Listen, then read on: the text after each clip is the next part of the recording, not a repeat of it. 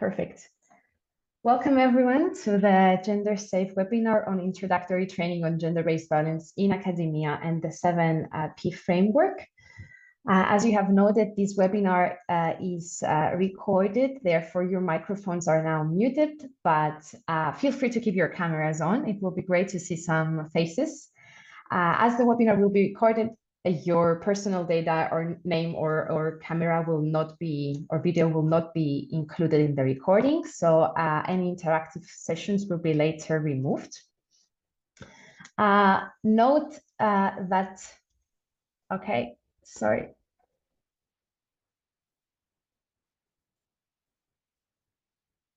My screen has frozen for a bit. I hope you can hear me well. If not, please notify me.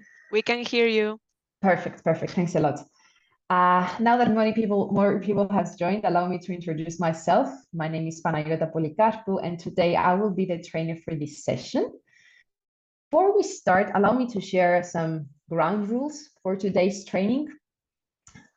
Towards the end of this training, we will have a dedicated session for questions and answers.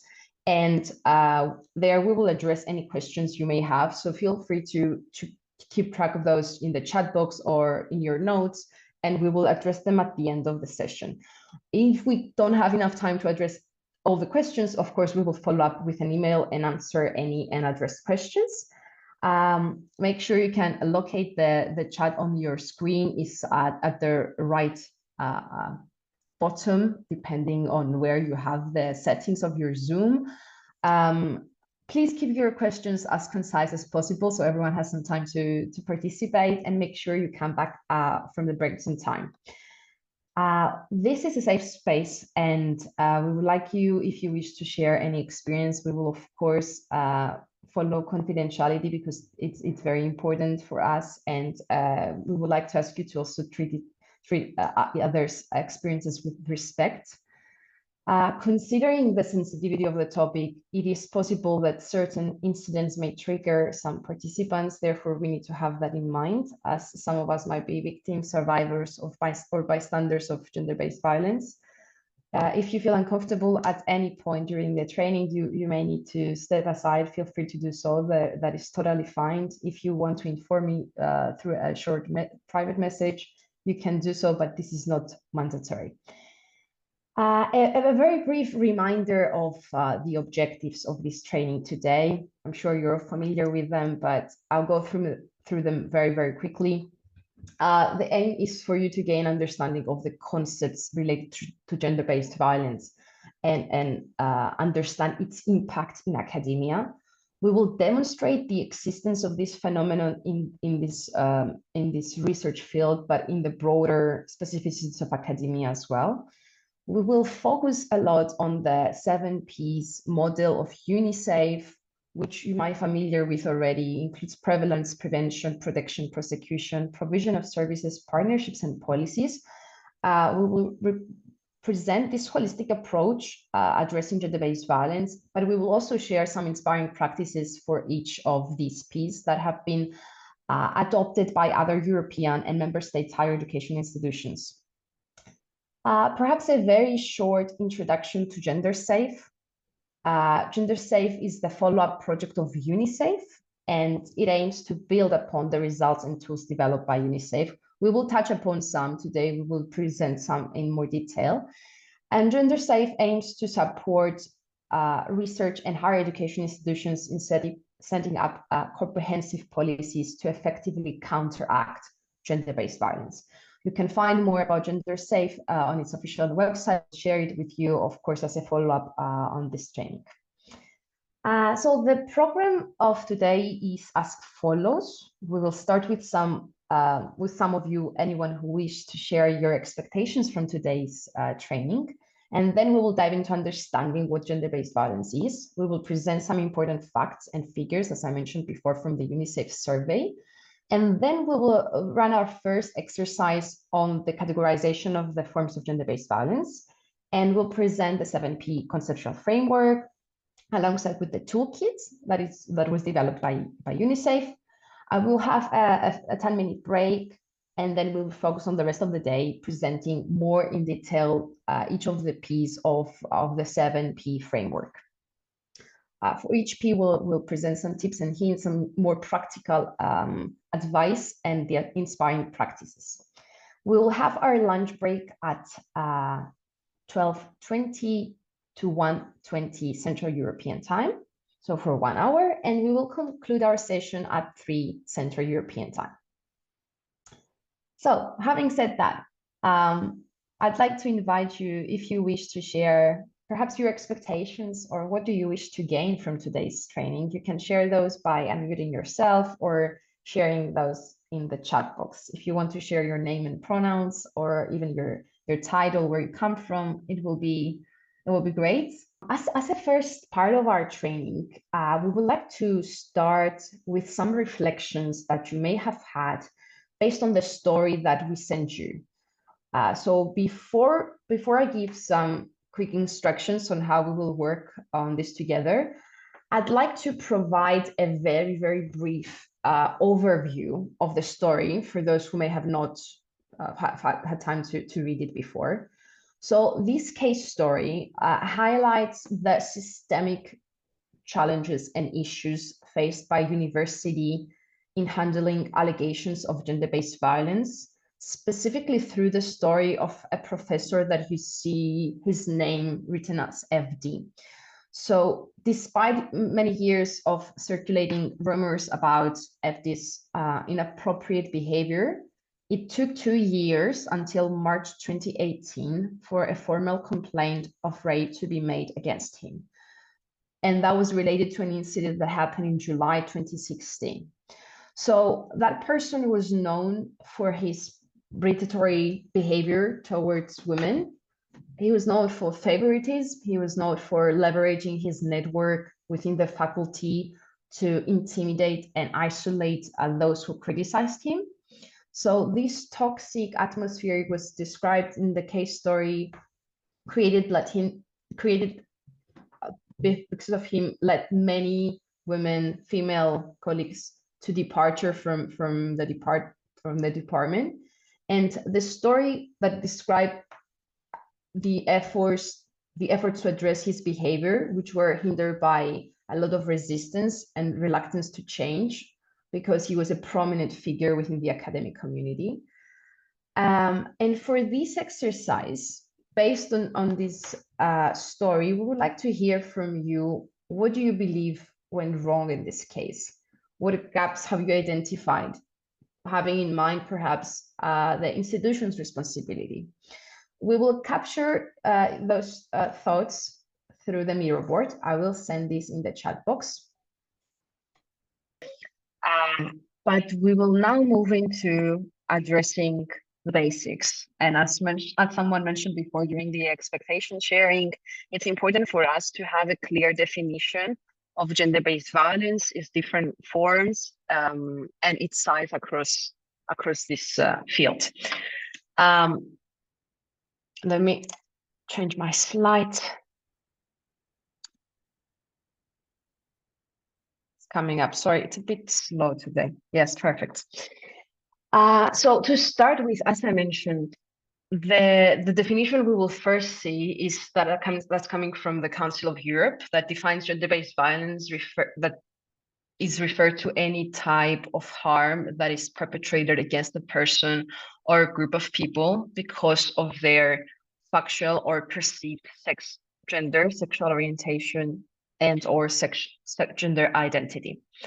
Gender-based violence can be sexual, can be physical, verbal, psychological, or socioeconomic, and it takes different forms.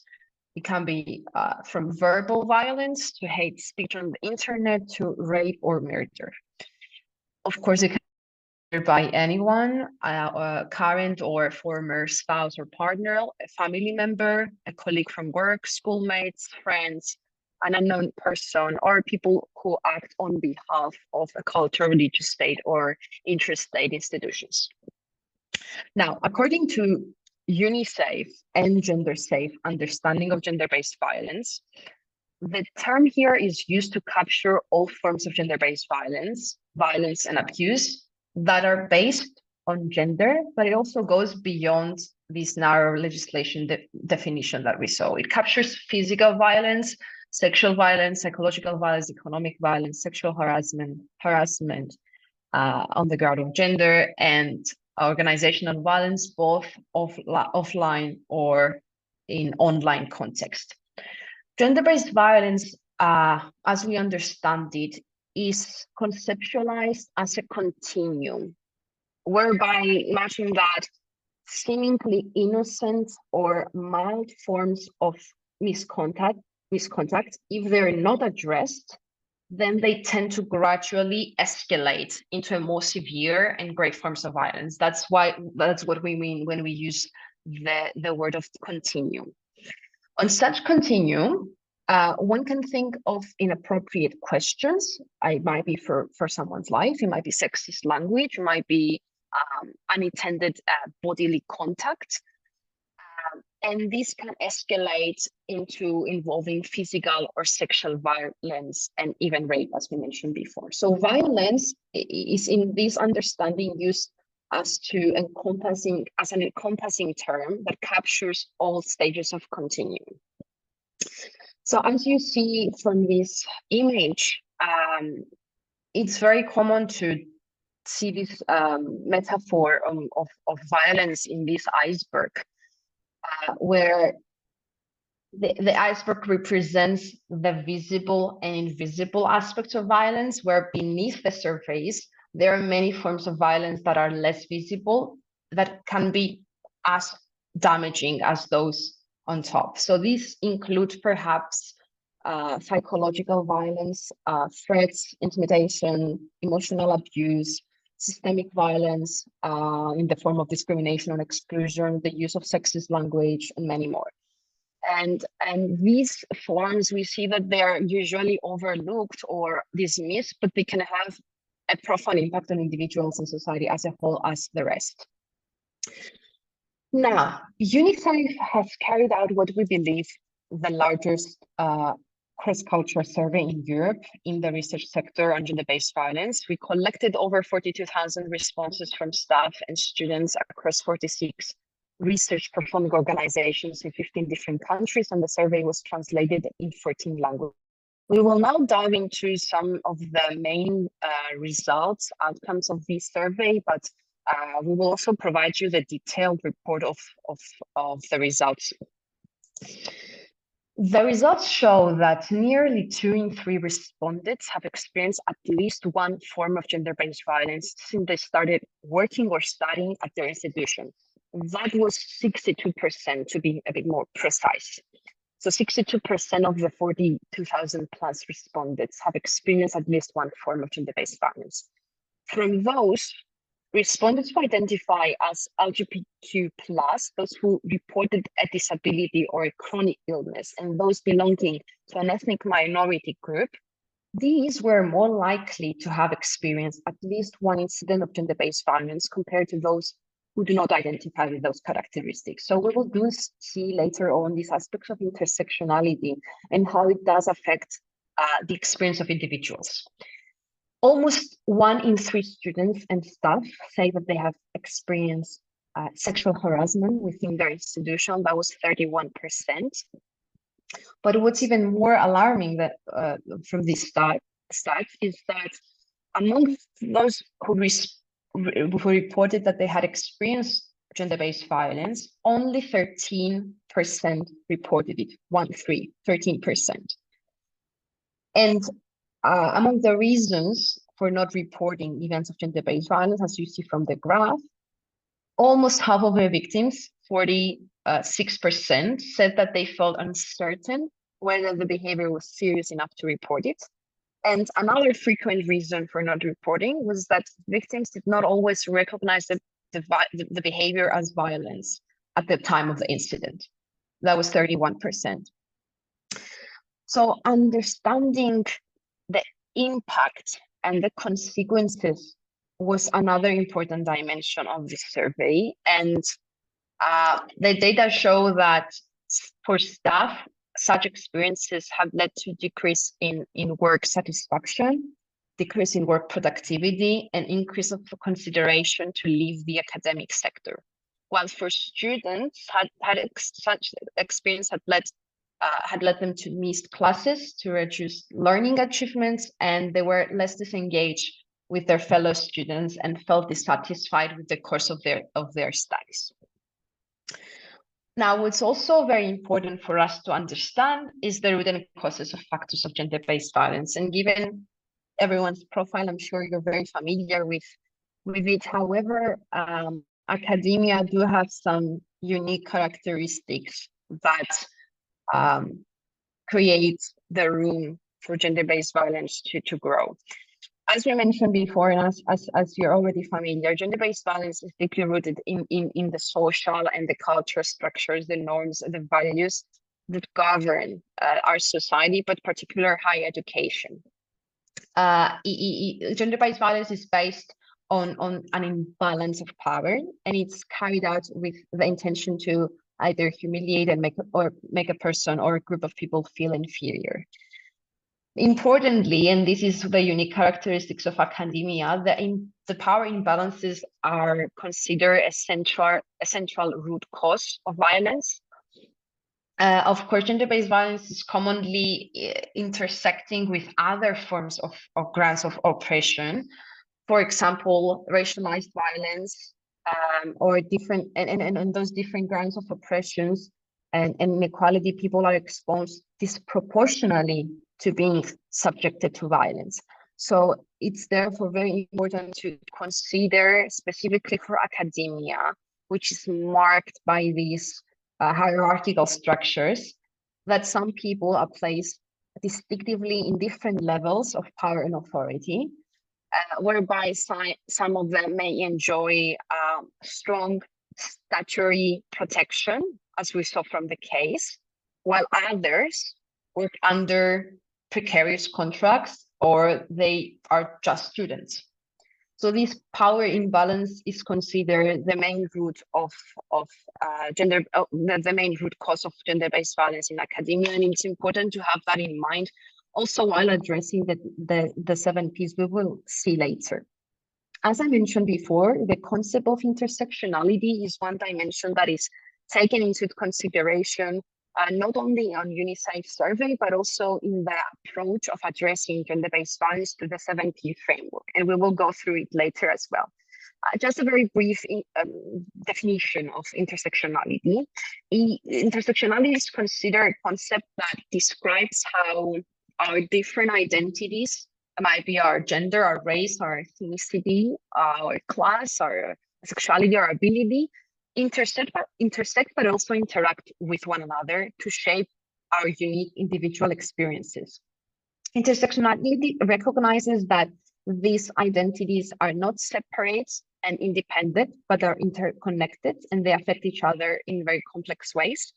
And to focus on gender-based violence, intersectionality acknowledges that gender-based violence can disproportionately impact individuals who hold multiple identities, as we briefly saw from the results of UniSAFE survey.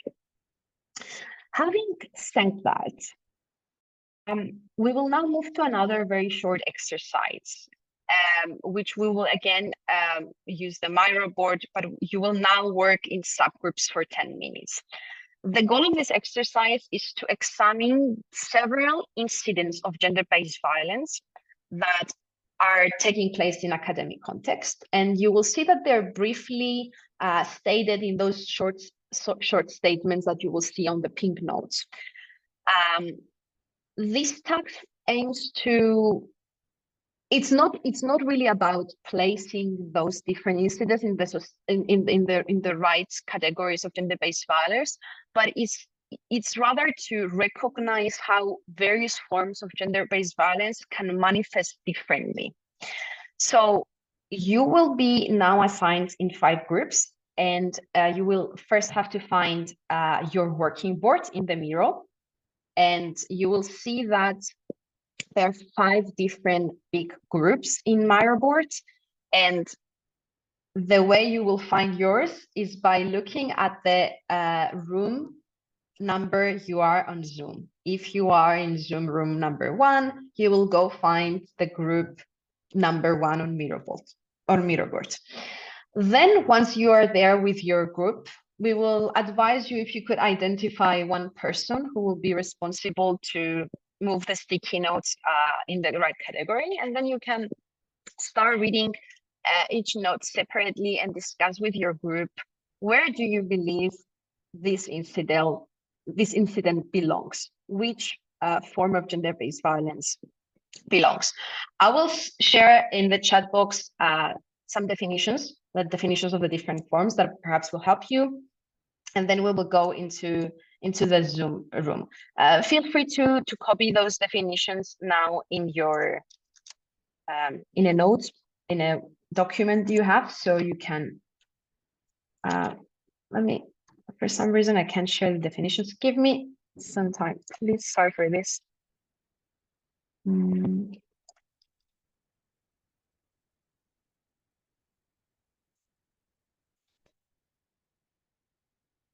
Okay, I have an issue with my chat box. I will send those in different messages because it seems that my message is too long and cannot be sent. So I will share this separately. Feel free to copy those so you can have a look during the exercise.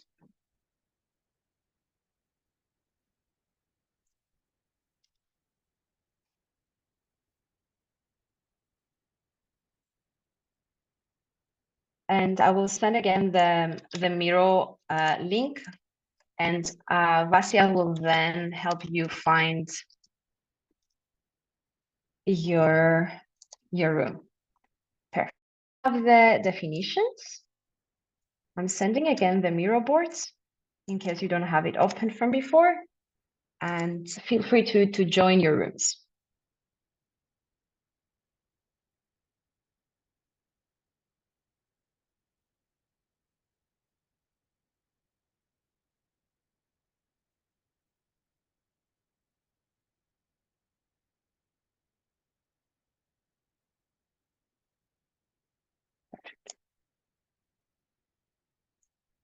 Thank you, Vassiano.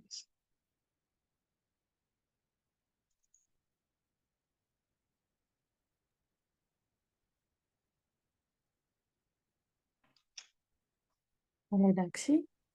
Nee, let me leave it home. Share again my screen. Give me a few seconds until my screen comes up.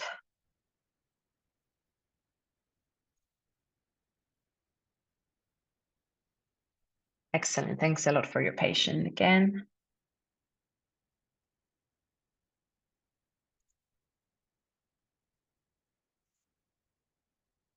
Sorry, it's still coming up for me. That's why I'm waiting. Okay, perfect. That's it now.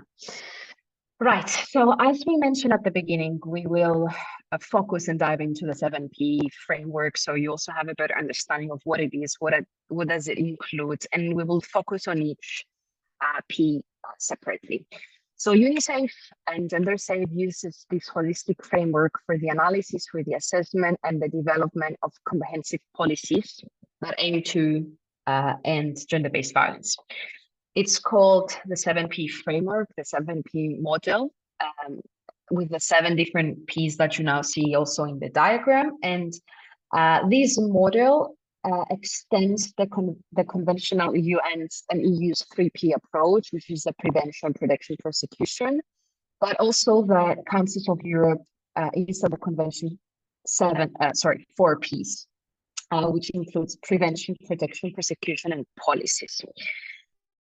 I will present the definitions of the 7 Ps now very briefly, but I will repeat those later with more details. So to start with prevalence, prevalence refers to data collection that estimates the extent of gender-based violence for different groups of people. And ideally, it provides information on different forms of gender-based violence as well.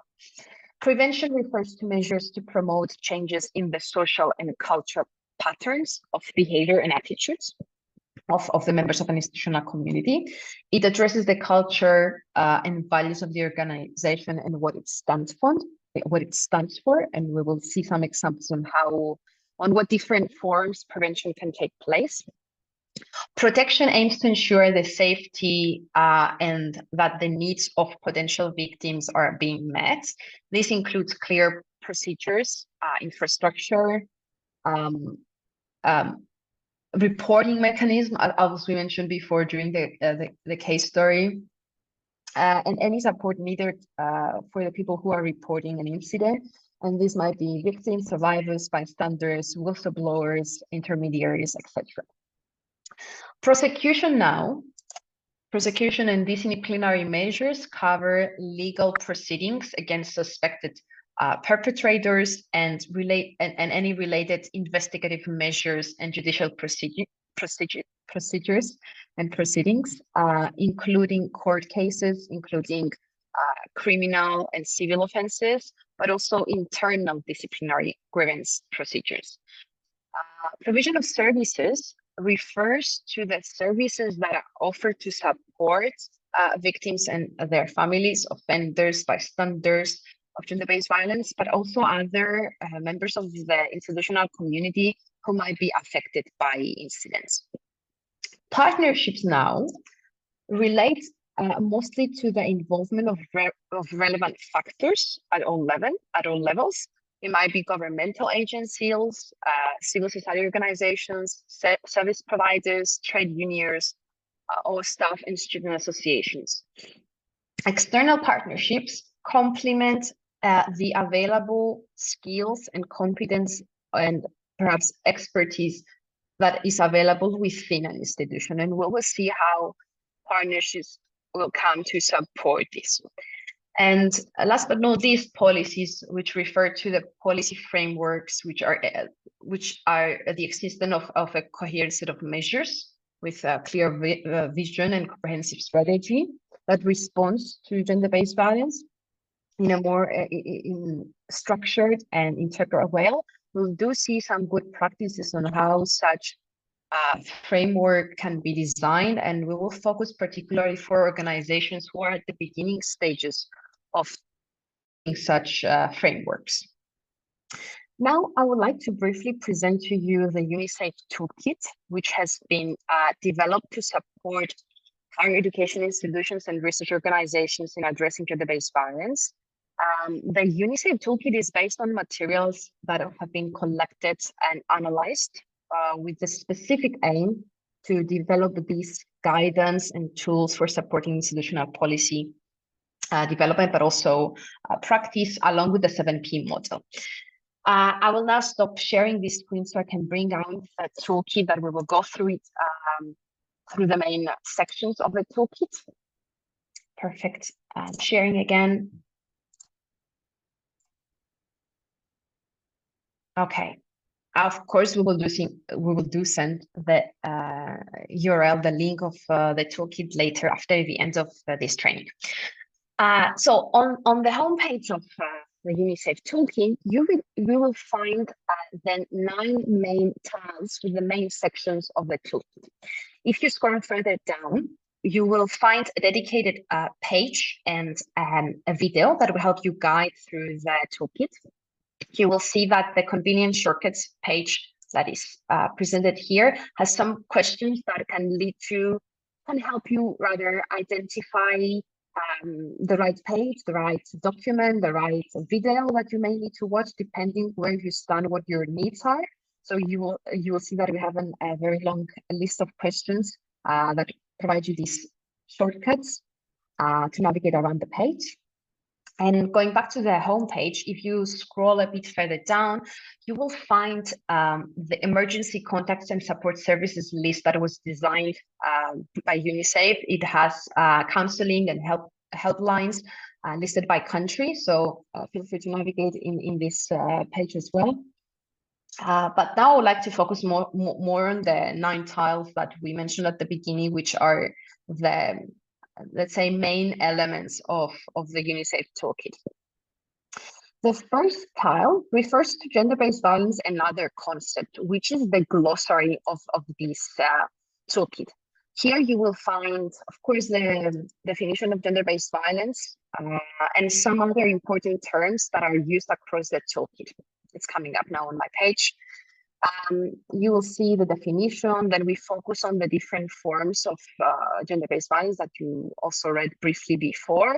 But then we do have a list in alphabetical order of different terms that you will find across the toolkit and its supporting documents as well.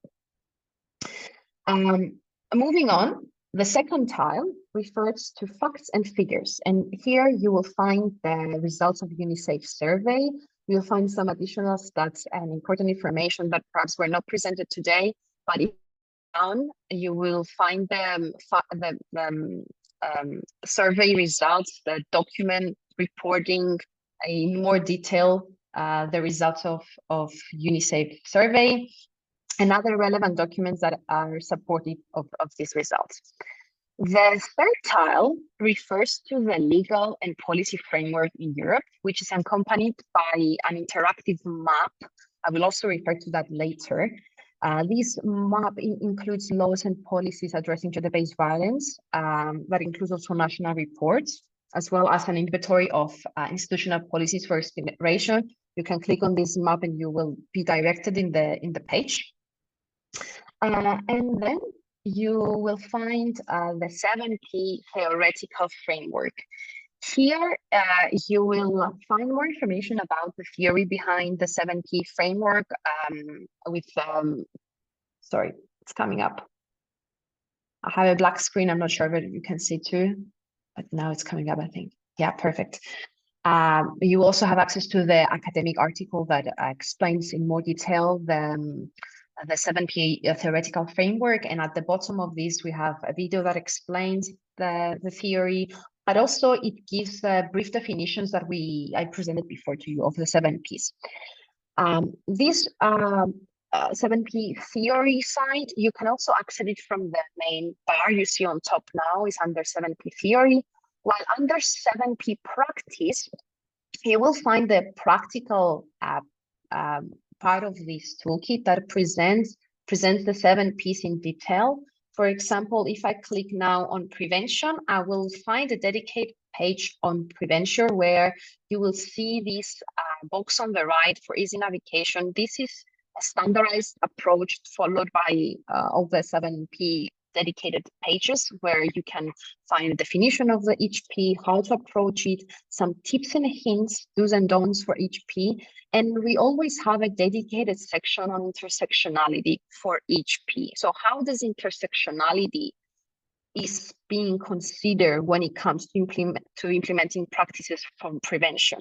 I will go through it very quickly now. For example, it's about considering different ways in which intersectionality our intersectional identities impact how we recognize and define and respond to incidents of gender-based violence, the experience of marginalized communities, and so on. So for each P, you will see how intersectionality can play a role. And of course, for each page, you receive a set of inspiring practices from other research, educational institutions and organizations, and a list of resources for further reading for each P. So this structure is followed across all the pages. And one section of this toolkit is the resources and capacity building material. I believe someone at the beginning of our sharing mentioned the need to also find materials and capacity buildings that they can also use internally at their institutions. So here is a page that presents all the materials that have been either developed by UniSAFE and so also external resources that can be used. So yes, this page has a very rich set of materials that you can use. You can see that we start by first providing this toolkit in a PDF format that you can download. And then we have specific documents that were designed by UniSAFE that focus on either guidance to create awareness raising campaigns on how to, or how to design a protocol, We have a crisis communication checklist and many other documents that you can use either for co-creation workshops as an ice breaking activities during a training or webinar, such as the case stories that we used at the beginning, or even persona stories, and a set of recommendation addressed to 6 distinct groups of stakeholders, which we highly recommend to use for your advocacy and lobbying efforts. And then under the UniSAFE capacity building materials, you will see either some pre-recorded webinars like ours that present the 7P framework that ran last year, or a webinar on how to use the awareness raising guides that we developed, in addition to some inspiring practices that are presented during the webinar. We also have a recent webinar on former complaints. Sorry, on proactive strategies without formal complaints. That was with an external guest speaker. And then we have a set of training materials that address to different topics and different target groups. For example, you will see one that focuses on active bystander intervention, and you find it both in online and in-person context. You will see the different target groups for each of the training materials that we have available. And once you download the training materials, you will receive the script, a presentation, supporting material for trainers, and some other guidance to create a safe space and more. And some of those trainings, we also have them available in different languages. So moving further,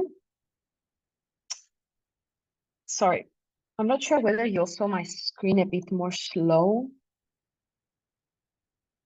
Sorry for that, but navigate within the page yourself.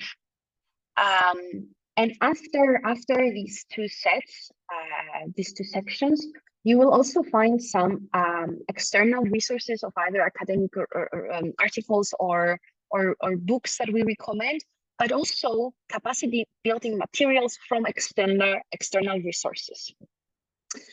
Having said that, there's also one additional page that I may have missed before, which is the inspiring practices. So all the inspiring practices that are under each P are now gathered in a separate page named Inspiring Practices, where you can find the different examples that we have categorizing the different Ps. So you can navigate through these much faster than going into each page separately. So similarly to the structure before, you have this navigation box on your right, and then you can jump easily to the P you're interested for. So I think some people are already coming up, so I will continue. And now we will move to the more practical part of our training today. And we will start with prevalence. As I mentioned before, I will be very briefly restating the definition of each of the Ps, and then we will dive into some more practical advice, tips, and hints, and we will look into the inspiring practices as well. So to start with prevalence, prevalence refers to the total number of individuals who have experienced gender-based violence at a particular point in time, or within a specific period. And we'll see some examples on what we mean by that. And prevalence usually is expressed as a proportion of the population. So it includes all existing cases, either new or previously existing, during the period of measurement. For example, if a survey in a university finds that 30% of respondents have experienced some form of gender-based violence during their time of the institution, these figures represent the prevalence of gender-based violence in that university. For them, that time might not be particularly specialized in the survey. It might not say, I don't know, January 2016, but it mentions that it's during their time at the institution. Incidents, which is something different, but I'm referring to this because I find it important to be clarifying. incidence rate refers to the number of new cases of gender-based violence with period in a population. Prevalence, therefore, is focused on collecting data through specific surveys, like the one we saw used by UniSAFE, or universities can add questions to existing institutional surveys that run on a regular basis, in addition to other questions that they may exist. But they can also collect data from administrative data services. Such questionnaires, though, could include questions on the experiences of different forms of gender-based violence. It might include experiences of survivors or victims, bystanders, or even perpetrators, but also consequences, information about the consequences of gender-based violence related to their personal well-being, as we saw before for the experience of students and staff, their work, their studies, and so on. So questions can also cover their perception and awareness of the institutional policies, whether they know if the university has policies or services offered, and they can also perhaps state their knowledge on prevention measures against gender-based violence. We will see how this is connected with prevention as well. Now, some practical tips regarding the design stage of a survey.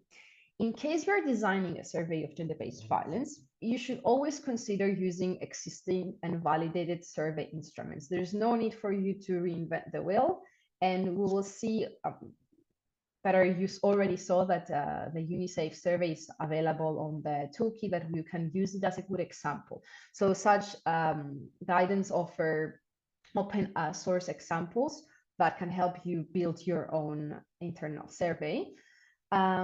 And here we also advise, you also see that from the UniSAFE survey, to keep the length of the survey manageable in order to encourage, of course, the completion and to get higher response rate. It's important to collect data that you only tend to analyze, so be critical when you're using open-ended questions. And remember to use clear definitions for terms that you're using. For example, when you say, when you use phrases like off the campus, make sure you provide clear definition of what you mean off the campus, which is the limit, which buildings are considered off and on. But it's also important when you describe different forms of gender-based violence to describe concrete situations. So instead of using a specific term, such as sexual harassment, you can describe the incidents, because as we saw before, many people do not recognize sexual harassment as it is experience. They don't recognize it or connected with a particular term. And of course, we encourage to use gender inclusive language. We do not assume that all the victims identify as women. So choosing the word person instead is considered a good practice. Moving to some tips and hints regarding the survey implementation stage. So once you run the survey, when you search the survey, of course, for data protection, we advise to use internal channels to control access. In case, of course, it is an anonymous survey, so we need to ensure that the respondents actually belong to your institution. So we avoid sharing survey links via social media platforms, as you really don't know who will fill the survey. And of course, no login is required for such survey. Now, in order to ensure high response rate, we advise to send reminders, weekly reminders, to keep the survey access open for at least 4 weeks or even longer, because we know from data that victim survivors may decide to respond at a later stage. So not necessarily once the survey is launched or disseminated, to have that in mind when giving access for a short period of time to the survey. Now, the dissemination of the results to the decision-making body is highly and very important. When you share such results with such groups, they can better understand the scale, the scope, but also the severity of gender-based violence. So we highly recommend to use this information to build your case, to develop interventions and policies. If you also don't have such data yet, you can use, for example, the UniSAFE survey results that showcase the impact of gender-based violence in academia in general in Europe. Let me mention here, I also briefly mentioned that before, that in each dedicated page, in particular for prevalence, we have some additional elements on the UniSAFE toolkit. I will have a dedicated page on the toolkit that refers to the research ethics. For example, we have we mentioned that it's very important to ensure anonymous participation, and that we do not collect any information on any personal information parameters that may help to identify the victim, perpetrator, and so on. Such surveys, of course, should take a survival or victim-centered approach and protect the respondents by re-traumatization. So make sure you either include trigger warnings in the informed consent form at the beginning, or provide information on available national, regional, or organizational helplines through the survey. And you can also, again, use the UniSAFE collection that I referred to before of the National Support Resources and Counseling helplines. As a good practice here, we mentioned the UniSAFE survey that is open source, and you can see in a very detailed approach how it is structured, how conditional questions rise up depending on how the respondents feel, and so on. We will forward that as well in the email that follows up. After prevalence, we will now see prevention. Prevention refers to measures that promote changes in the social and the culture patterns of behavior and attitudes of the members of a community. Some examples are a clear code of conduct. A clear code of conduct lays out what behaviors are expected, what are the unwanted behavior, and this is usually accompanied by a protocol, which a protocol details the procedures in case of the violation of the code of conduct. So it's very important to distinguish those two, but it's also very important to identify how significant it is to have a protocol that clearly sets out what happens in case of the violation of a code of conduct. Prevention measures are also considered communication materials that exist, that are provided to either new staff or students about gender-based violence, about its different forms, about what the institution has in place, about the code of conduct and the protocol. So any communication material that supports the members of the community to understand what mechanisms are in place are also, of course, considered part of the prevention measures.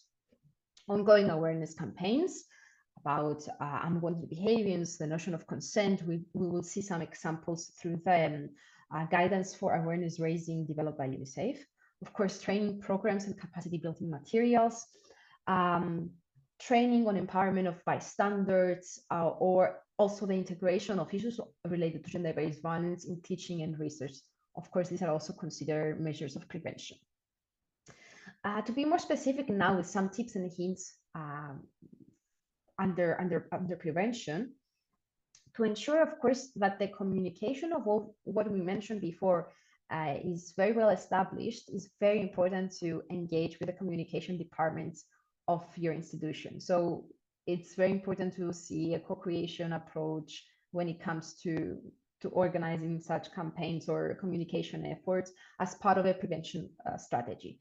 Such strategy can include the institutional communication strategy that support the institutionalization of your prevention measures. So it's important to make sure we engage the team members, colleagues from department, communication and marketing departments, and so forth, in the design, but also in the implementation process. we make sure that when we reach out to our target audience, we do that through different channels. So make sure you utilize the website, the social media pages. So multiple channels are highly encouraged. And we mentioned that also in the case before, the perpetrators' accountability is highly important. So in order to hold perpetrators accountable, we need to ensure that faculty, staff, students, administrative services are aware of those policies. They are aware and they know well the code of conduct, their procedures, perhaps possible sanctions, as we mentioned before. So when providing such information, we always need to have this victim-centered approach. And we mentioned that before, but including information about what supporting services there are in place, what reporting procedures are in place, should always accompany such material, because of course, make it easier and more accessible for the user. But we know that such campaign efforts may also trigger victims or survivors or bystanders to come forward. So it's important to always connect it with what reporting mechanism or procedures are in place, or even supporting lines. And it's highly important, because we've seen that happening. It's very important to include such information in an accessible page on a website. So do not avoid hiding that in subcategories or in hidden specific pages under departments or services. So ensure that such information is easily accessible for the users. We highly advise to create specific materials for newcomers, either staff or students.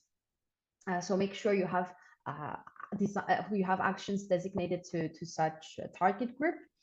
And a good practice here that is about building allies is to identify individuals who are committed to preventing gender-based violence and who are willing to be part of a prevention working group. So these can be responsible either for the design and implementation of such practices, but we highly recommend that such task or workforce is acknowledged and it doesn't go unnoticed. You can consider some mandatory sessions on gender-based violence during the onboarding training for staff and students, or even some mandatory training for staff that is promoting to top management. So this is a controversial discussion on whether some trainings of such nature should be mandatory or not. However, we highly recommend that, particularly for individuals that are into leadership positions, this is something that has to be considered. Another good example is to offer training to students and make it a precondition to participate in other mandatory courses. So you can provide a certification for this training that can serve as a prerequisite for enrollment in subsequent courses. And in order to make this training engaging and interactive, you can incorporate, for example, some elements of gaming or any other approach that can be more interactive for the particular audience. You can also consider attending, giving ECTS credits to students who are attending such trainings. So it's another approach that will perhaps encourage and motivate and incentivize their participation. Of course, it goes, I think, without saying, however, this is a very challenging one. Allocating sufficient budget for awareness raising campaigns and training programs efforts is highly important. And to regularly assess and update all the components of the prevention program to ensure that it remains relevant and effective is, of course, one of the final tips for prevention. An inspiring practice that we have here is coming from the University of Cambridge, which you will see from their website. They offer a set of training materials, access to the services offered at the university, tools for students and staff addressing harassment and sexual misconduct. So this is a considered very good practice, again, available on the UniSAFE toolkit. And another similar example, or rather a bit more creative, is coming from the University of Geneva, which has designed a guide on sexual harassment, and it provides material for awareness raising campaigns, like you see those posters that describe the different forms Therefore, clarifies what sexual harassment is to students, and this is addresses what we said before. Many people do not recognize the different form when it happens, so such campaigns can address these. But it also provides information about supporting services offered by the university. And it has a table where it shows if you're a student and you're in this campus, you can reach to this and this and this. So it's a very good practice that brings together all the designated services available, different for staff and student. We highly recommend to review these practices.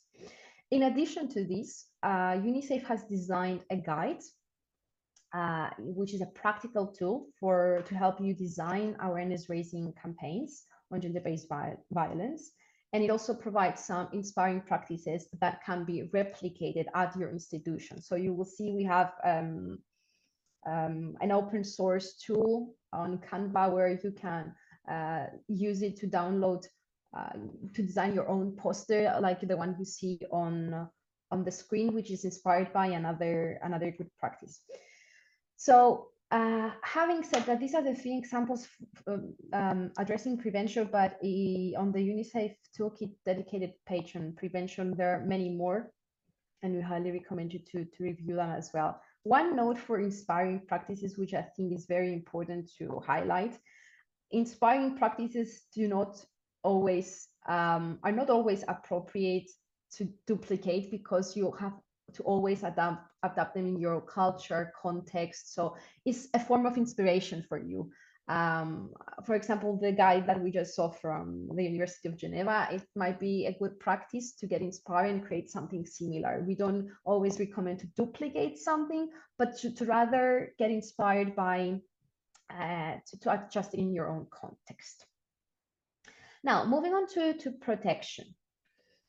Protection, by the way, something I mentioned before, but I want to repeat it. If you have questions that are coming up while I'm talking, feel free to send those in the chat or note them down on your notebook. We will have a dedicated section on Q&A later, so we will go through that through your questions later.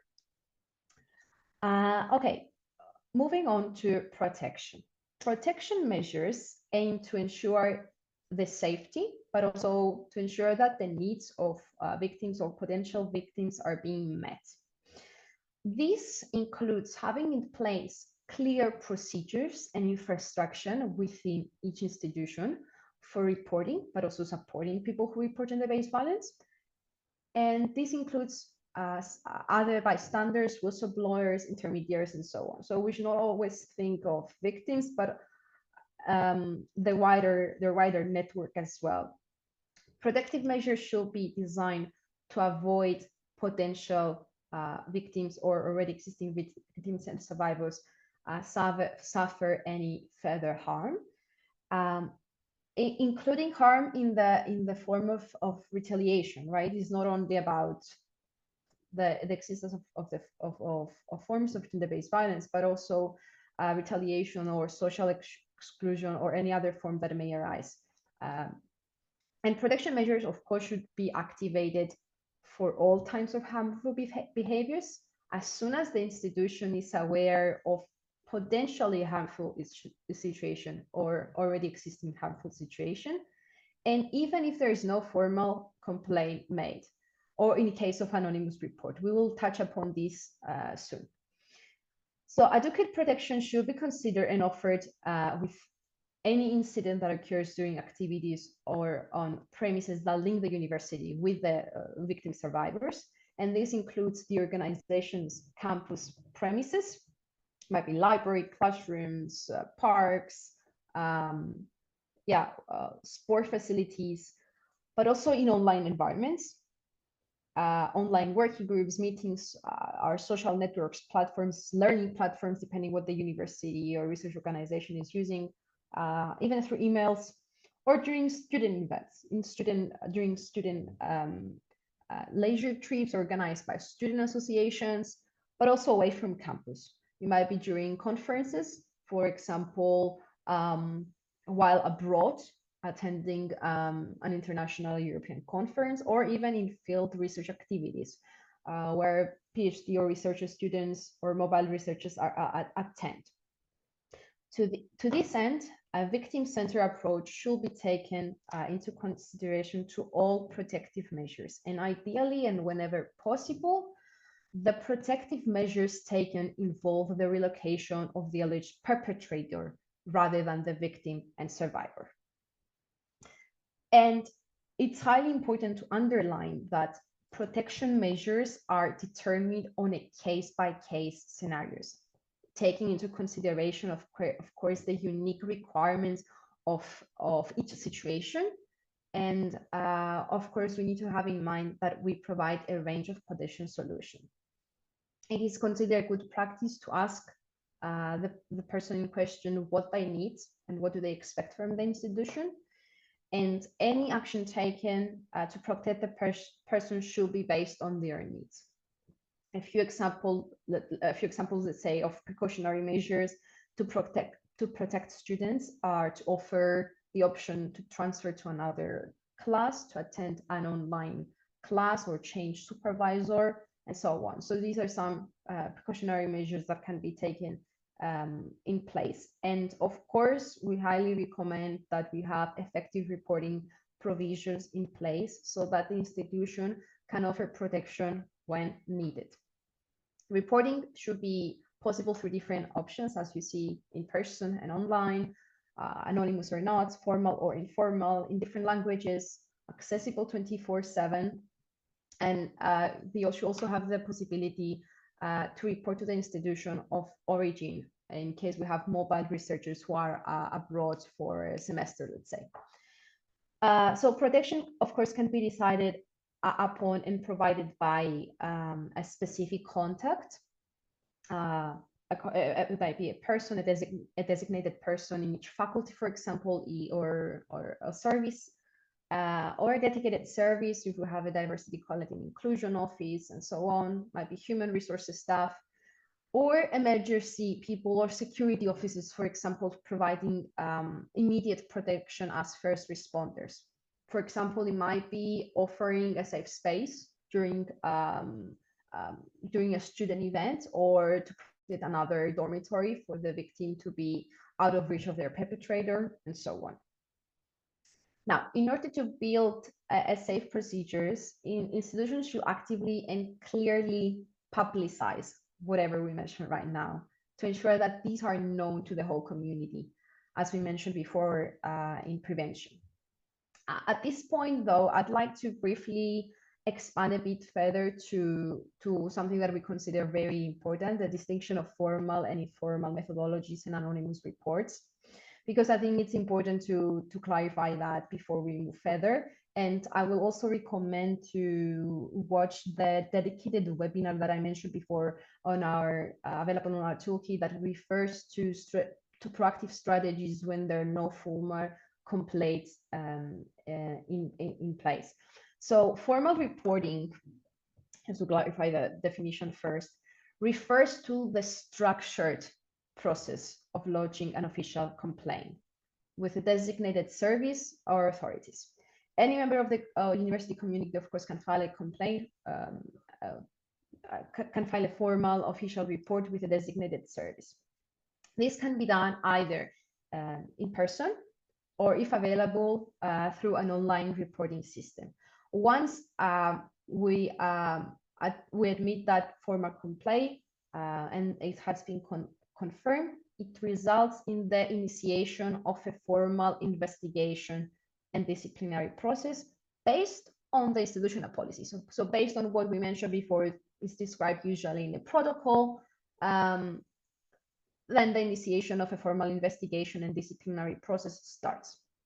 There might be a different procedure for formal reporting for students and staff that depends on each institution. And a formal complaint can also be filed with the law enforcement authorities.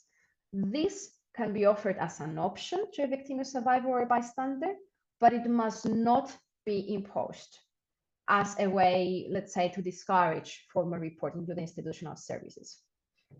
If the law requires the reporting of potential crimes by the people who become aware of such situation, for example, if I'm a professor and I become aware of such situation, if the law enforces me to report it, then the person reporting this incident to me, the victim or survivor or bystander, should be informed.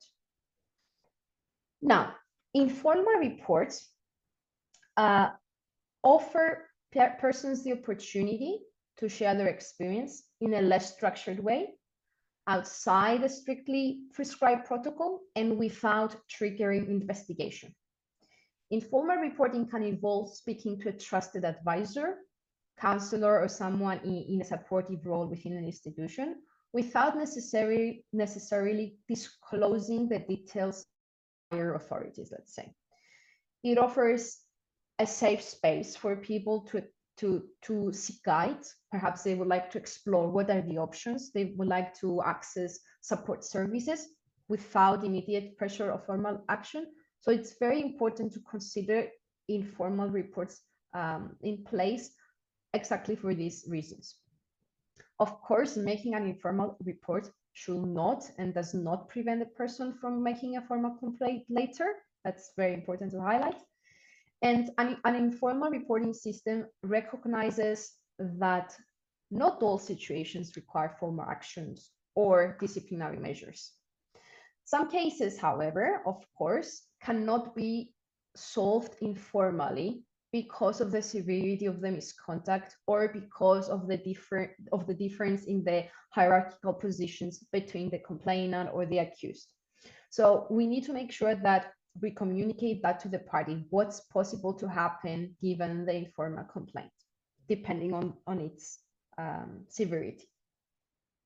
Now, very importantly, the institution should ensure the option of both formal and informal complaints to be filled confidentially.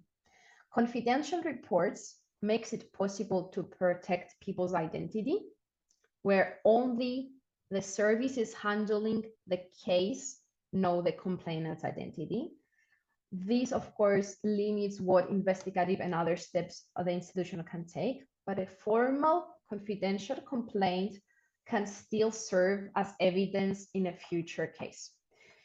It is also important that the complainant is aware of what can and cannot be done with confidential reports. We need to provide clear guidance so both those who report, but also the professionals who receive the reports. Again, let's say I'm a designated person in a service. I need to know how to act in compliance with the procedures, ensuring confidentiality for the individuals reporting as they desire. Offering an anonymous reporting channel where the identity of the complainant is not known to anyone but the complainant, it helps to lower barriers to reporting, which are among other, of course, the fear of retaliation that we mentioned before. This encourages, of course, victims, bystanders to come forward, effectively addressing the issue of underreporting, but it's also essential to clarify what anonymous report, it's important to clarify that anonymous report are considered an informal reporting mechanism. It should be made clear that, of course, a follow-up on individual anonymous report is not possible, but the information gathered are still valuable for the institution to gain a better understanding of the prevalence, different types of gender-based violence that may occur, and which groups are most affected. So by analyzing patterns that emerge from data, the institution can become aware of potential issues and take steps to address them. This is also part of the risk assessment that is addressed under protection. Now, having said that, I will move to some tips and hints to be again more specific for protection and see some examples. Under the protection page, I'm sorry if I'm repeating myself, but I want to make sure that it's clear that more details for what I'm saying already exist on the UniSAFE toolkit, but also on the protocol guide on how to design a protocol. Now, moving on. Sorry, yes. Some tips and hints for protection. In order to give victims a sense of safety and protection, it's very important to act quickly, to allow for a quick response. So we need to act before escalation of any inadequate behaviors and avoid procedures that require their manager or supervisor to be contacted first, as this can, of course, make it difficult for a victim to report and seek support. We highly recommend to avoid warnings in spaces for reporting incidents, saying that false allegations are punishable under criminal law, as the effect of such, of course, actions may be dissuasive and make the victims fearful of reporting. So we need to ensure that reporting, we need to encourage reporting by providing complete information on possible sanctions against the perpetrators. So we give it clear signals of the importance and the value of reporting all incidents. For online violence, as we mentioned before, some examples might be during online teaching classes, learning platforms. It's highly recommended to have systems in place to flag incidents and get support. And it is considered a good practice, of course, to foresee emergency funding. So we can fund traveling expenses in incidents that occur during field trips, conferences, semesters abroad, and so on. Now, one inspiring practice that we have here is chat, which is an online risk assessment and monitoring screening tool from the University in Belgium, KU Leuven, where through this portal, the organization can share a concise questionnaire with employees, where they complete it anonymously, and this report can give you insights and help the organization to map the social climate as described on the website, to assess risk. Chat sets, let's say, the basis for a dialogue, a chat, on cross-border behavior as a step towards an action plan. You can find more on their website. It's not in English, but you can easily use the Google Translator to get access to the insights of the structure of such a tool. And another good practice here is the Speak Out, which is an online anonymous report tool to disclose incidents of bullying, cyberbullying, harassment, discrimination, hate crime, and more. And this tool is designed by the University of Dublin. It helps to find relevant support, but also highlight the formal reporting options, both within the university, but also with external agencies. If I'm not mistaken, this tool has also, their anonymous reporting tool is open access, so you can also review how the questions are stated.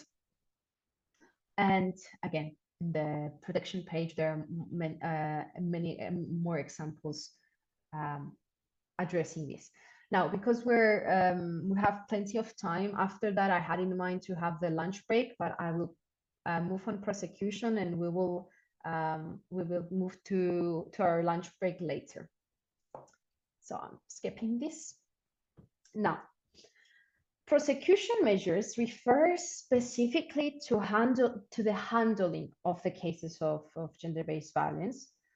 It includes investigative actions, disciplinary procedures, sanctions for perpetrators, and in some cases, it may also involve judicial proceedings, including court cases for criminal and civil offenses. There are some elements that needs to be considered when it comes to prosecution, and this is, of course, the importance to have clear and accessible, but also transparent procedures for handling incidents and complaints. And that requires, of course, a reasonable timeline between a complaint, its investigation, and the decision and sanction. We highly recommend mainstreaming victim-centered and trauma-informed, but also gender-responsive approaches when it comes to the prosecution measures, and hence provides specific trainings, of course, to the people involved in the procedures. As someone mentioned at the beginning, it's highly important to have competent and well-trained individuals when it comes to handling of such cases. This is, of course, not the easiest task to do. However, it is, of course, highly recommended. We need to ensure effective communication with victims, survivors, perpetrators, bystanders through each step of the process. But we also need to consider establishing distinct disciplinary procedures for staff and students, if of course that's possible. An important element also refers to defining criteria of investigation and disciplinary committees, as we mentioned before, and of course imposing proportionate, appropriate, but also fair and equitable sanctions depending on the case, as the result of each investigation and disciplinary process should be taken in mind. Now, some good practice standards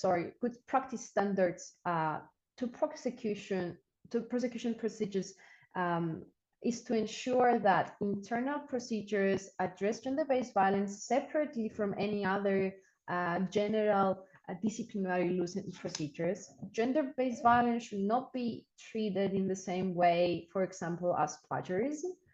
Informal and formal disciplinary procedures are clearly set out, including information on the types of disciplinary actions or sanctions. It might be, for example, verbal or written warning. It might be suspension. It might be dismissal. It might be that the perpetrator goes through a treatment or counseling, or they are going under an ongoing supervision. So clear information is provided, of course, on what can serve as evidence considering the different forms of gender-based violence. And we recommend to ensure a low threshold to start a formal investigation. Of course, the organization should not advocate joint meetings with the parties to clarify the situation or external mediation or conciliation procedures. This is not recommended. And now, related to investigation measures, some important standards are related to investigation which is initiated upon a formal complaint on when there are consistent indications of serious suspicion. So consider informal or anonymous reports to evaluate circumstances, context, and conduct of the alleged perpetrator to determine the need for further investigation or protective or preventive actions. And investigations and procedures are pursued even if the victims, survivors, or the alleged perpetrator have left the organization. This is highly recommended because we see it again as a common practice that investigations stop once the victim or the perpetrator leave the organization. Now, good practice standards related to internal disciplinary procedures and sanctions. So the main idea, of course, behind disciplinary actions is to correct behavior, which does not necessarily, of course, involve sanctions. However, the ability to impose sanctions on perpetrators, regardless of their status, is very essential.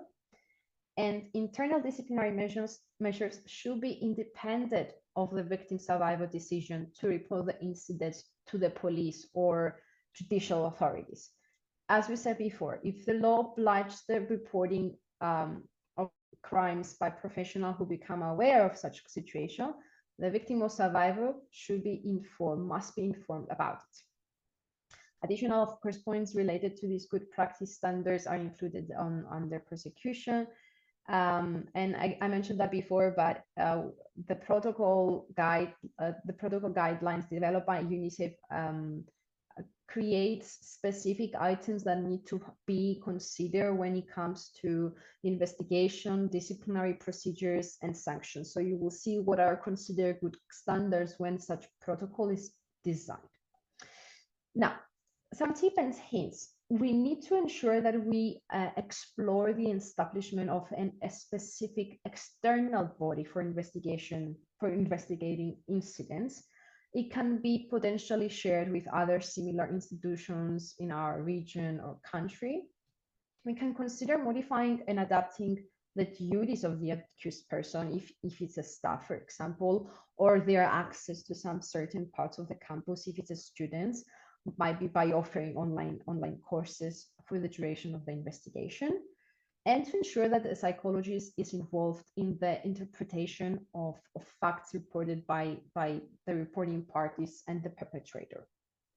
Now, regarding internal disciplinary procedures and sanctions, some tips and hints focus on the implementation of monitoring mechanisms for investigations and sanctions to demonstrate a consistent approach in holding perpetrators accountable, ensuring that high-value individuals, as we saw in that case in the morning, during the morning, high value scholars or individuals are not protected or are given any special treatment. To help avoid that a perpetrator reoffends elsewhere, we consider recording these severe forms of transgressive behaviors, might be such as power abuse or scientific and ethical misconduct. So penalties for such misconduct may include publishing the outcomes of the disciplinary procedures so that other members of the community or future employees can be aware of. We do not recommend making non-disclosure agreements, making the parties sign non-disclosure agreements as part of resolving a complaint, because such agreements can prevent victims or survivors from speaking openly about their experiences, and it might hinder the disclosure of important information.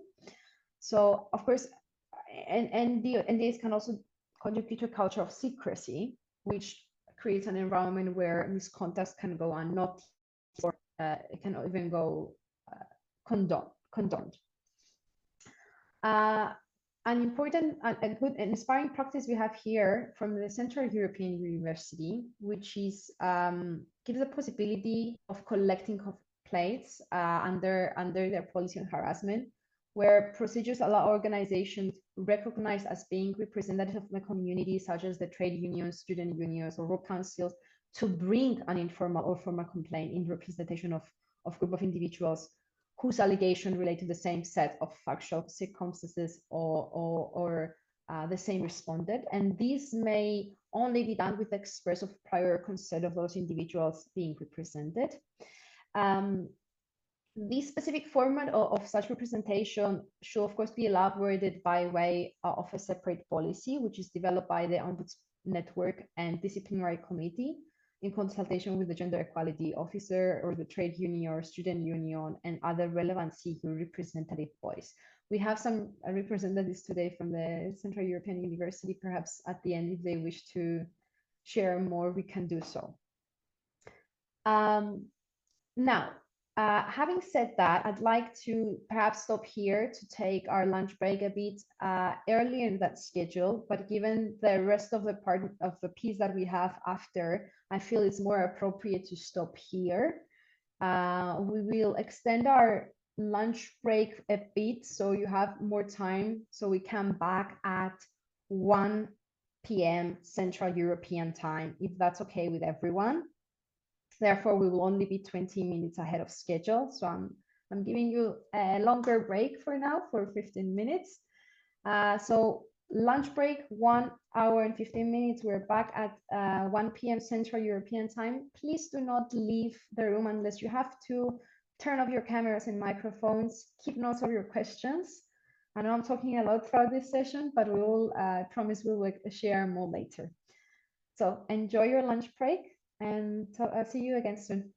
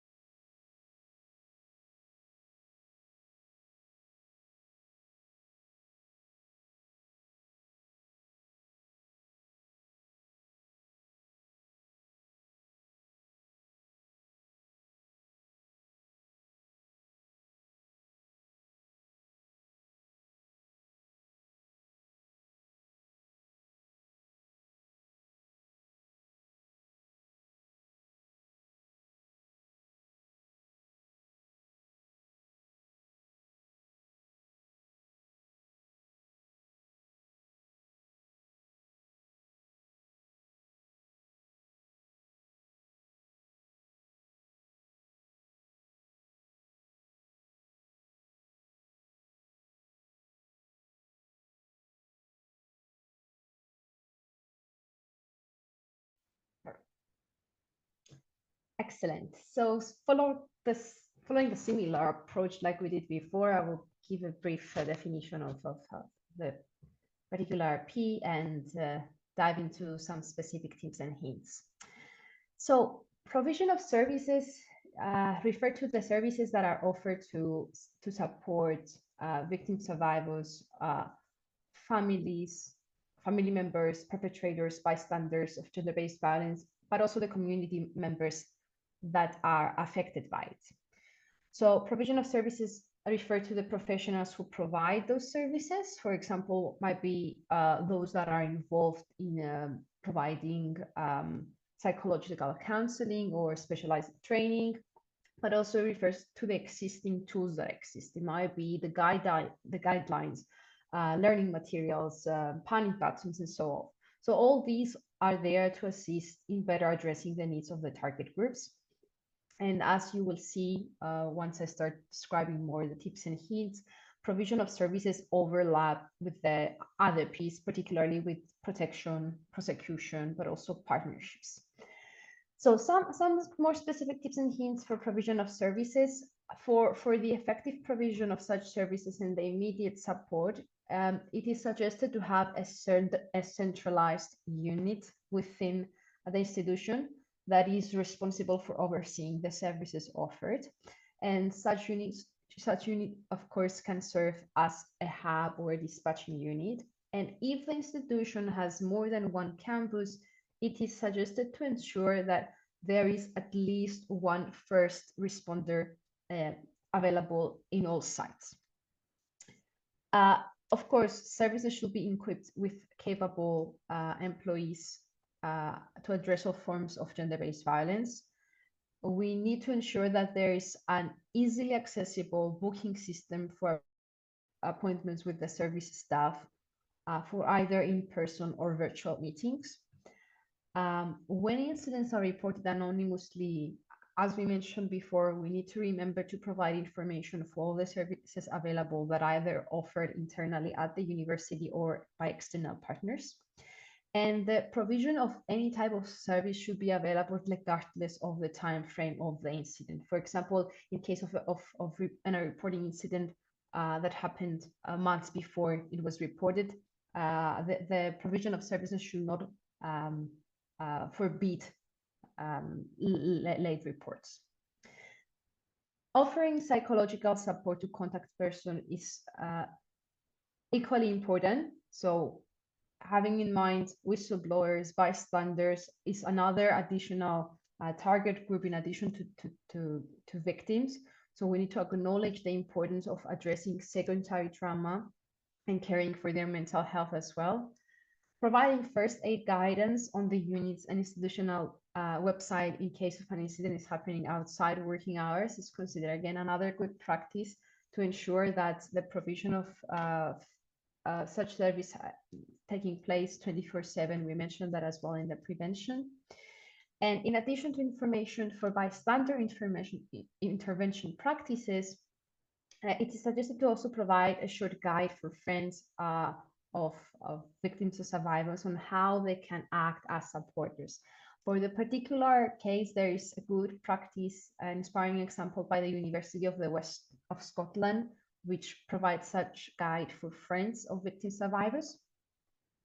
And as we mentioned before, the provision of mediation services is controversial, as it can be re-traumatizing for victim survivors to be confronted with their perpetrators. So mediation should never be mandatory, but it can be offered as an option. But in any case, the needs and the expectations of the reporting parties should prevail, and no pressure should be exercised to steer the victims towards mediation. And of course, both parties should be on equal footing. We have more on that under protection. An option also may be to have each party be assisted by a distinct counselor, and then these counselors bilaterally exchange towards immediate solution. However, we want to highlight that this should not be mandatory. The support center that is run by the University of Dundee is considered one inspiring practice, which offers various services, including a chaplaincy center and Lightline. The chaplaincy center offers a safe space open to any student and staff member from any religion. It offers a and meeting areas free of charge, while the Nightline is a confidential listening and information service that is run by students to students. So the line is run by, of course, trained volunteer students, and the users can get in touch with them for listening support, but also to learn more about the available services offered. Another inspiring practice for provision of services is at the University of Bologna, which offers services to a wide range of university stakeholders. And these services include online support programs, initial orientation, and basic information also about the on the legal aspects and on the most appropriate ways to contact the competent authorities, and more. And this desk is coordinated by the Equity, Diversity, and Inclusion Office, which offers an intersectional range of services and support. On their website, you can find more details about the services offered. Partnerships now relate very closely with the provision of services. Partnerships relate to the involvement of relevant actors at all levels. It might be governmental agencies, civil society organizations, might be service providers, trade unions, staff and student associations. And these external partnerships aim to complement the available skills and competences and expertise available within each institution.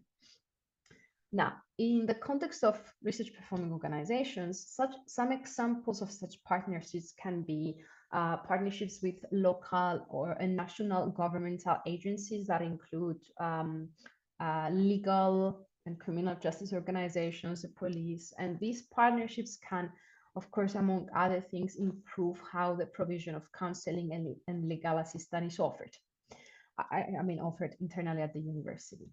Partnerships with civil society organizations, another example, and consider these from the design of policies to the implementation of specific measures. These partnerships can help an organization in organizing joint initiatives, events, awareness raising campaigns, training programs, and so on.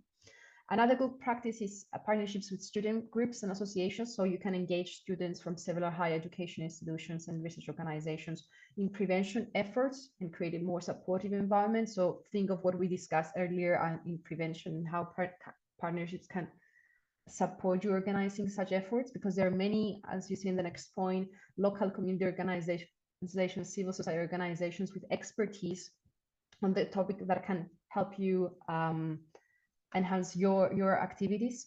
So partnerships with local community and healthcare organizations to coordinate services and provide support to people who experience gender-based violence. It might be shelters, it might be healthcare clinics, and advocacy groups are an important group.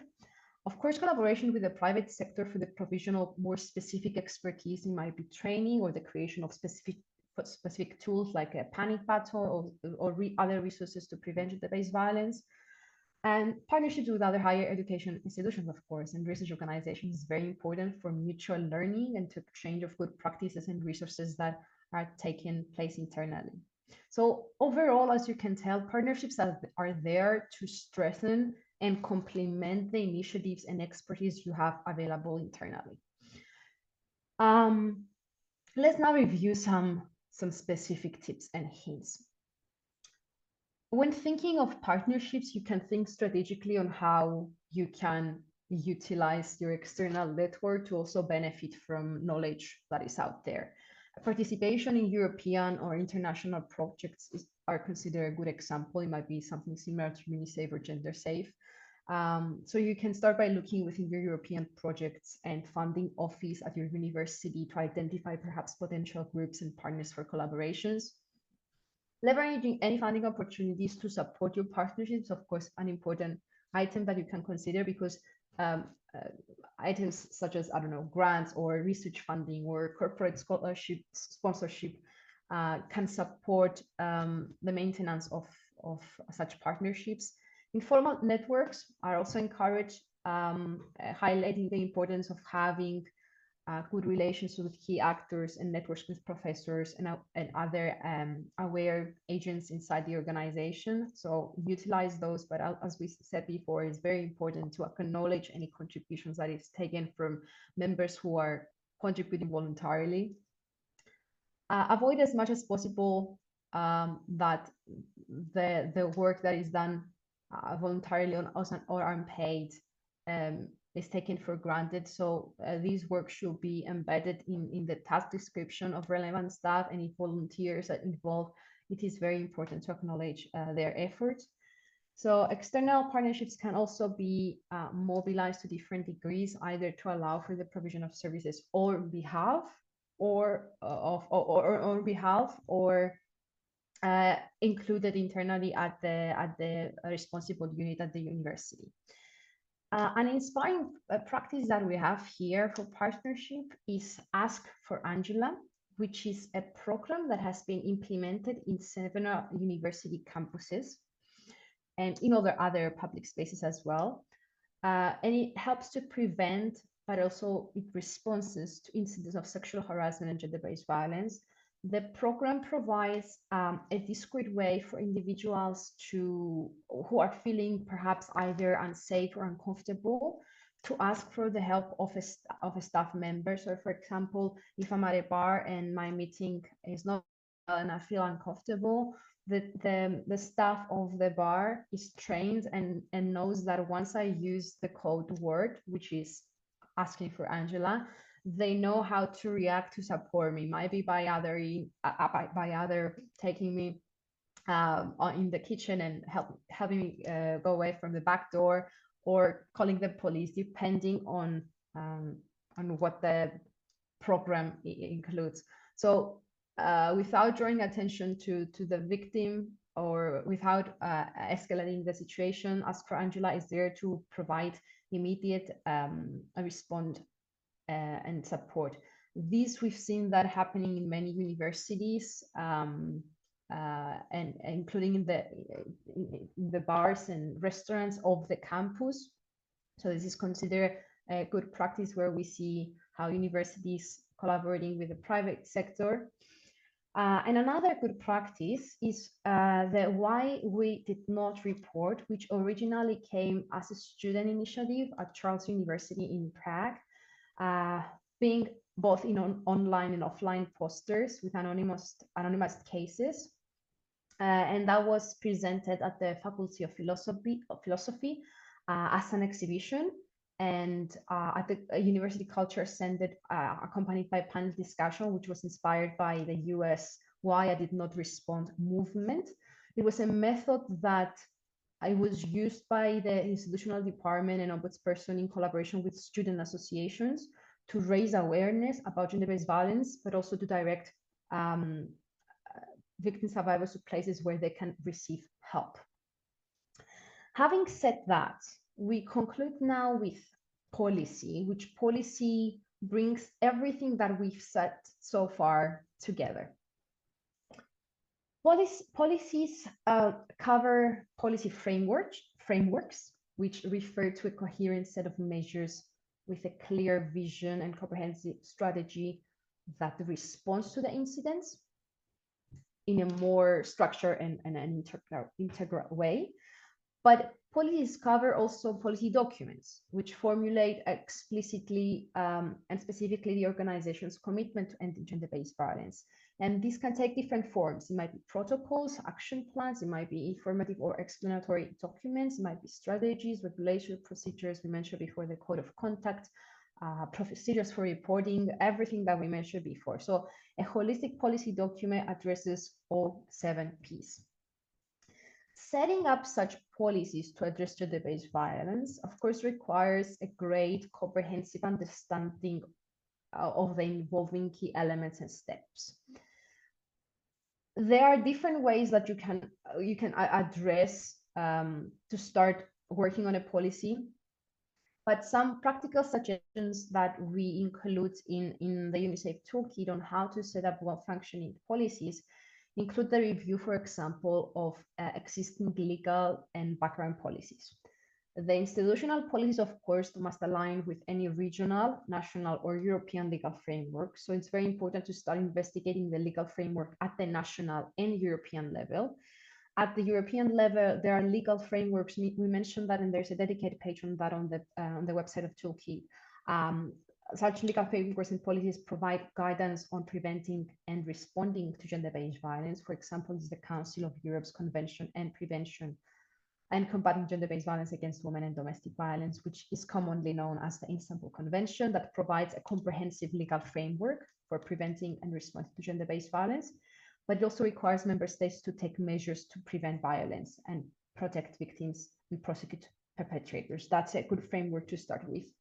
UniSAFE has published the interactive map that we mentioned, which includes also the national reports, but also inventory of institutional policies for inspiration. So you may want to look at this.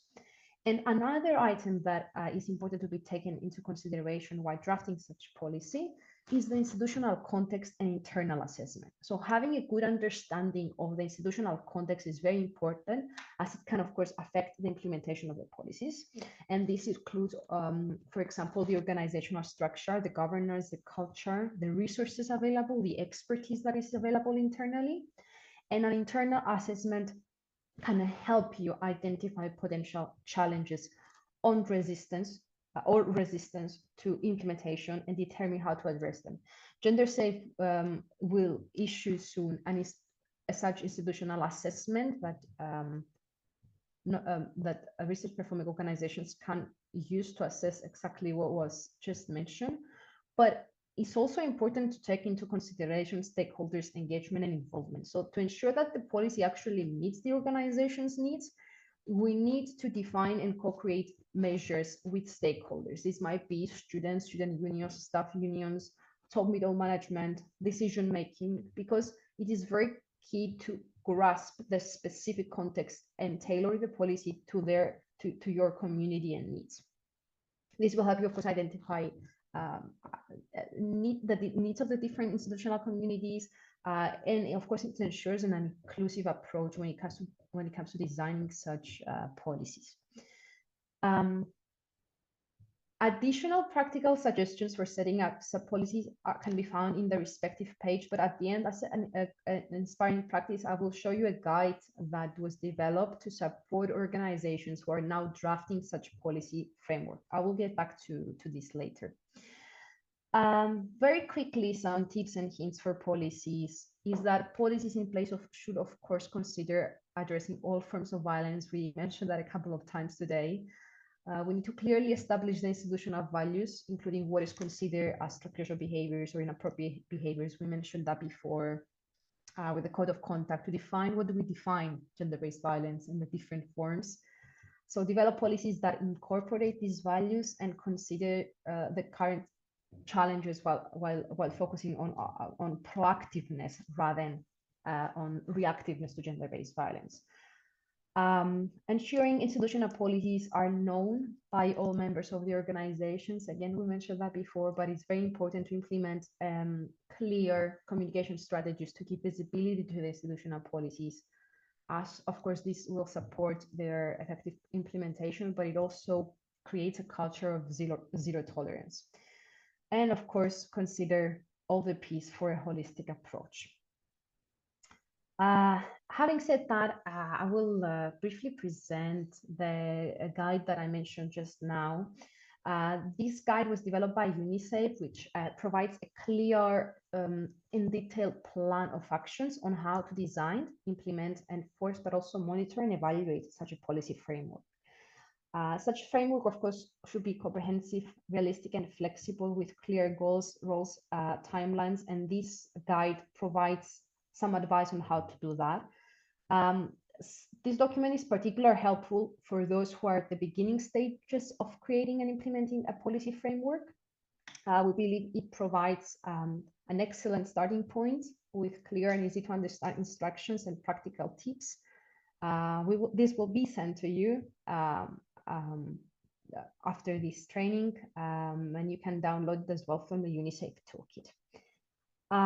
Some of the key resources that I mentioned throughout are listed here, but I will send them again in an email with all the necessary links if you want to note this down.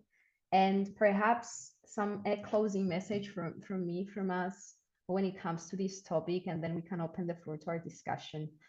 Of course, we truly acknowledge that what you heard today and you're already working on this topic, so you know that better than me, everything might seem a bit quite daunting or overwhelming, but it's important to acknowledge that you should not feel that you have to do everything that was mentioned today.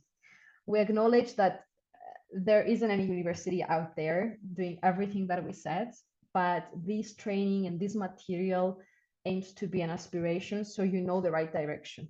So you know where you should be, you know where you should head, and we know that for this topic in Europe, we do have a long way to go, but it's very important to reflect and acknowledge where we stand today and what is possible for you to do next. So I would say I would truly encourage you to look after yourself while you're doing this work, as it might be very challenging and exhausting.